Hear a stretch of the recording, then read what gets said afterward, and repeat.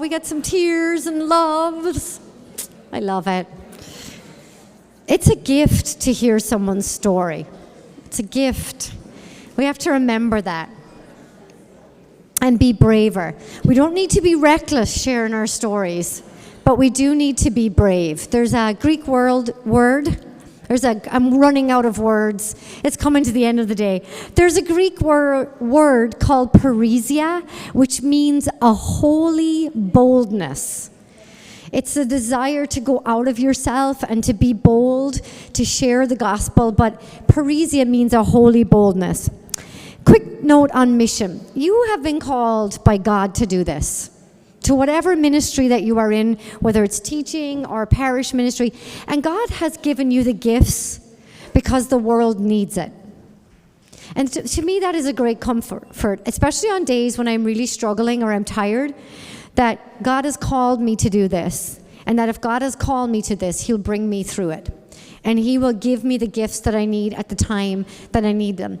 And you know, I used to pray a lot, and it sounded like this: Lord, you know, I have a lot of energy. You've probably seen that. Like, it's been really hard for me to be locked down in one place today.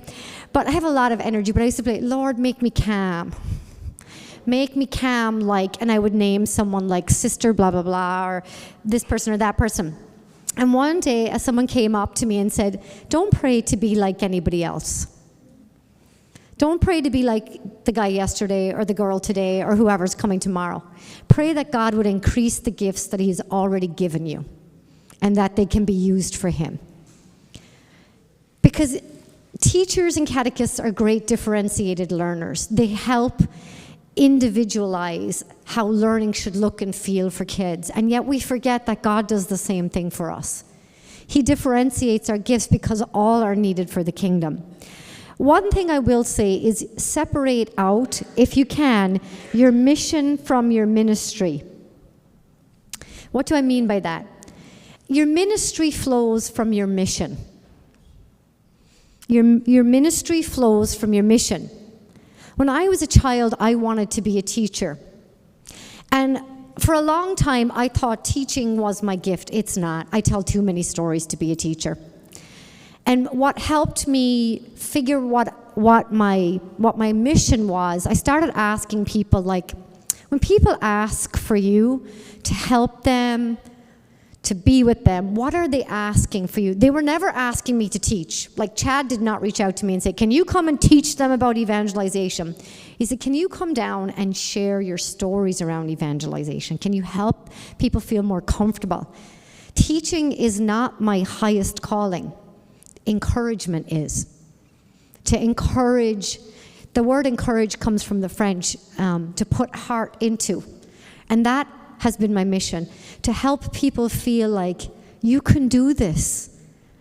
God has given you a unique gift. I am just here to encourage you in that gift, to share your gift with the world. So if I was to answer my mission is to encourage people to be the people that God is calling them to be. So I want you to think about what your mission is.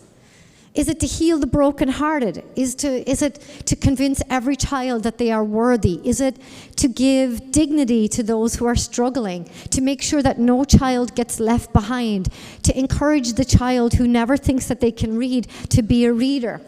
I mean, you're not a math or a geography or a science teacher because, I mean, you are that because you love that subject. But that's not the only reason.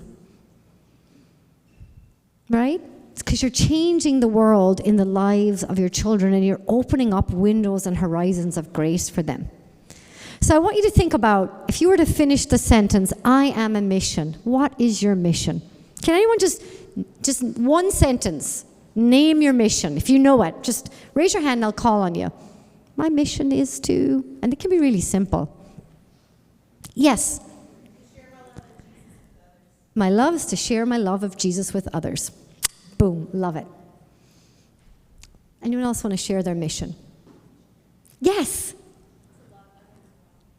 I love that. My mission is to love others well. That's really powerful. Yes. My mission is to walk on a journey with my students. That's really powerful. Got to think about that one a lot. There's a lot of thought in that. Yes, what's your mission? You can tell me. My mission is to serve God for His glory. Love it. My mission is to serve God for His glory. His will be done. Thy will be done, not my will be done. I love that.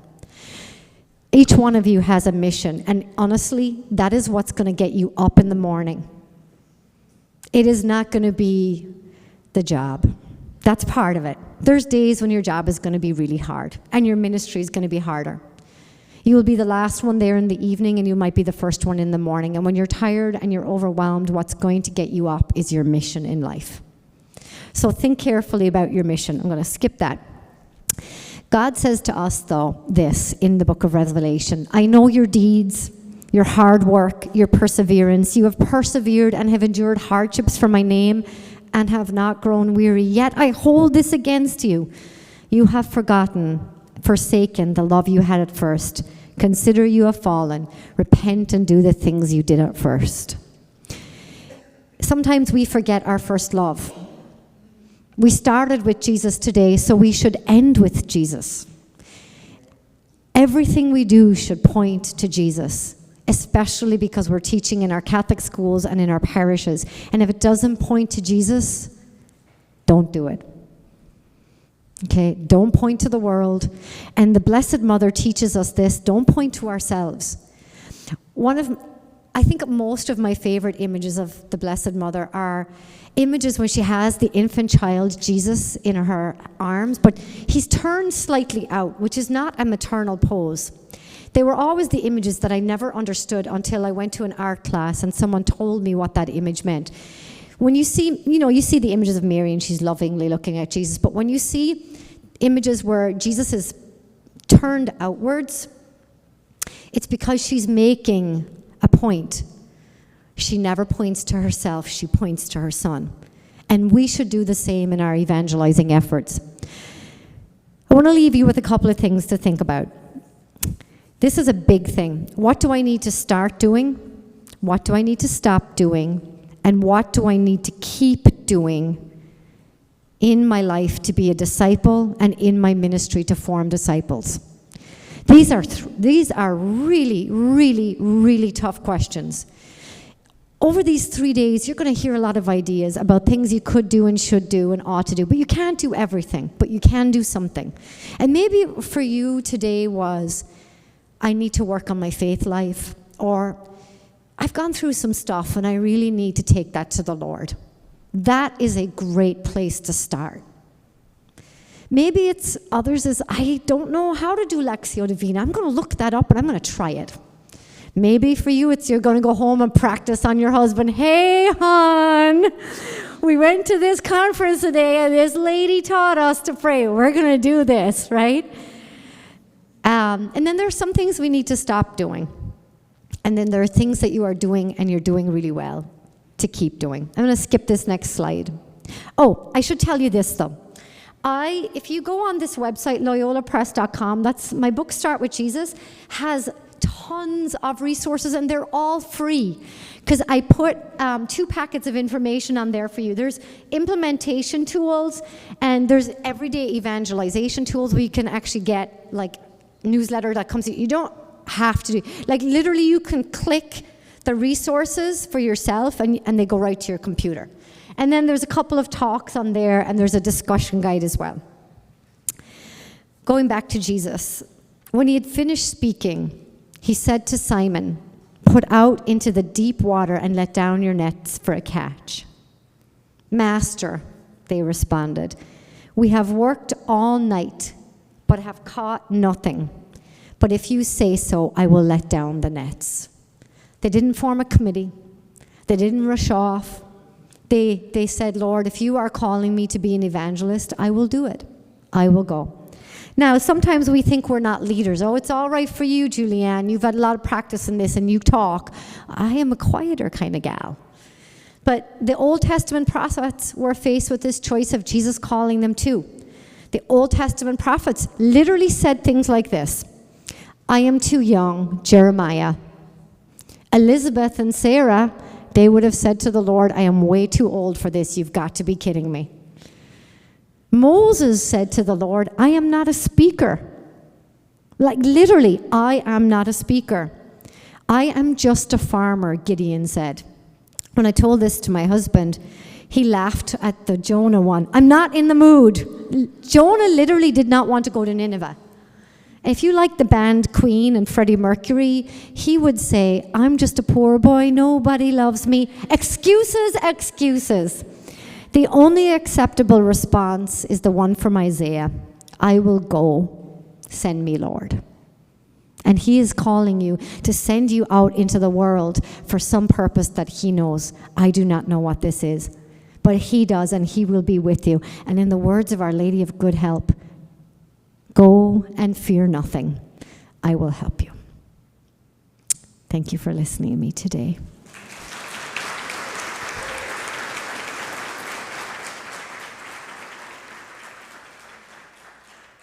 So Chad is coming up to do some closing pieces, and we're at 3:38, but if Chad is okay, I would take a few minutes of questions. Chad, like just a few? Would anyone like to ask a question or have a comment? It doesn't have to be a question. You, by the way, you've been coming up all day and asking me questions where I'm like, share it in the large group. Okay.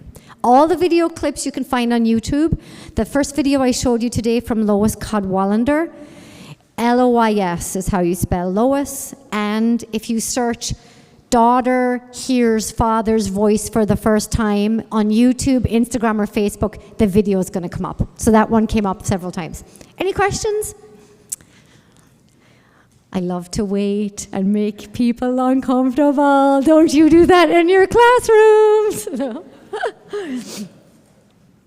Nope. Chad, we might be able to get them out early.